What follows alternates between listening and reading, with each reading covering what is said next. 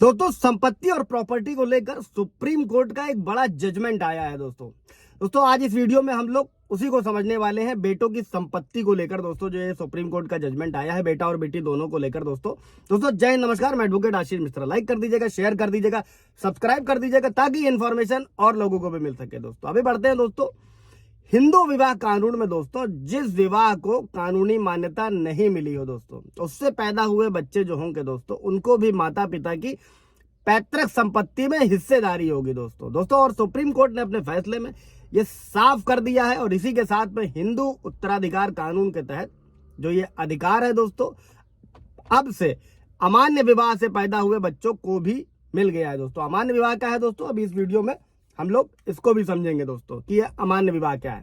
दोस्तों हिंदू विवाह अधिनियम 1955 के तहत किसी विवाह को दो आधारों पर अमान्य माना जाता है दोस्तों। नल एंड वॉइड, एक विवाह के दिन से ही, दूसरे जिस दिन कोर्ट द्वारा घोषित कर दिया जाता है दोस्तों। और ऐसे विवाह से पैदा हुए बच्चों को माता पिता की पैतृक संपत्ति में हिस्सेदारी की मांग को लेकर एक याचिका सुप्रीम कोर्ट में दाखिल करी गई थी दोस्तों। और इसी याचिका पर सुनवाई करते हुए सुप्रीम कोर्ट ने अपने फैसले में ये कहा है कि अमान्य विवाह से पैदा हुए बच्चों को भी माता पिता के वैध संतान का दर्जा मिलेगा और इसी तरह उनकी पैतृक संपत्ति पर हक भी होगा, हकदार भी होंगे दोस्तों। और सुप्रीम कोर्ट ने सभी पक्षों की दलीलों को सुनने के बाद में ये फैसला लिया है दोस्तों। और उन्होंने 4 बिंदुओं में अपना फैसला सुनाया। उन बिंदुओं को भी, उन पॉइंट्स को भी समझ लीजिएगा दोस्तों। अगर आपके पास भी प्रॉपर्टी है, अगर सारी चीजें, तो उनको समझ लीजिएगा।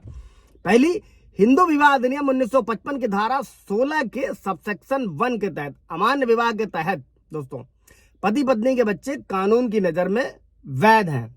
इसी के साथ में सबसेक्शन 2 के तहत अमान्य विवाह से पैदा हुए बच्चे वैध हैं। तीसरा दोस्तों, चूंकि अमान्य विवाह से पैदा हुए बच्चे भी वैध हैं, इसलिए उनके अपने माता पिता की संपत्ति में हक होगा। इसी के साथ चौथा पॉइंट क्या था दोस्तों, जो बच्चा सबसेक्शन 1 और 2 के तहत वैध बच्चे का हिंदू उत्तराधिकार अधिनियम की नजर में वैध संबंध होगा। ये 4 पॉइंट्स पर सुप्रीम कोर्ट ने अपना बयान रखा है। अभी हम लोग ये समझ लेते हैं दोस्तों कि हिंदू विवाह अधिनियम की धारा जो 1955 में अमान्य विवाह को परिभाषित करता है दोस्तों, और जिसका मतलब होता है कि यह विवाह शुरू से ही अमान्य है दोस्तों। और यह अधिनियम किन आधारों पर अमान्य घोषित करता है दोस्तों, उसको भी समझ लीजिएगा। किसी भी तरीके का किसी का 498 और ये सब भी मुकदमे चल रहे हैं, डाइवोर्स होता है, नहीं होता है, दूसरी शादी होती है, तो ये सारे वीडियो उन लोगों के लिए भी है दोस्तों। पहला दोस्तों, विवाह बंधन में अगर बंधे हुए लड़का या लड़की दोनों की जो एज है वो तय की गई सीमा से कम है दोस्तों, लड़का या लड़की में कोई पहले से किसी अन्य से विवाहित है दोस्तों, और कोई एक या दोनों का रिश्ता ऐसा हो जिसमें विवाह की अनुमति नहीं दी जा सकती है, ये सारे नल एंड वॉइड विवाह होते हैं दोस्तों।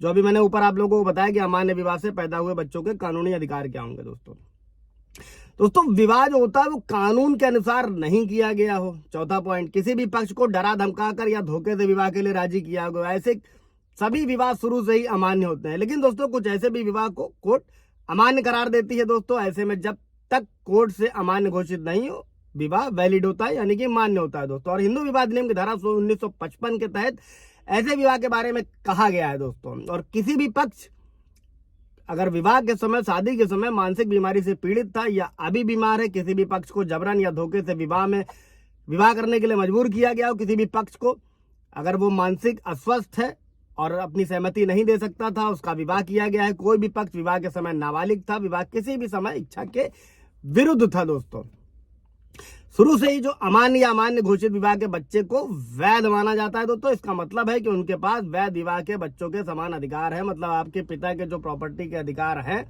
वो अगर नल एंड वॉइड विवाह भी है, दूसरा विवाह भी है, जो मैंने अभी आपको सारे रीजंस बताए हैं ऊपर, तो उनको भी पैतृक संपत्ति में पूरा अधिकार होगा। इससे रिलेटेड कोई सवाल जवाब होगा दोस्तों पूछ लीजिएगा। Thank you.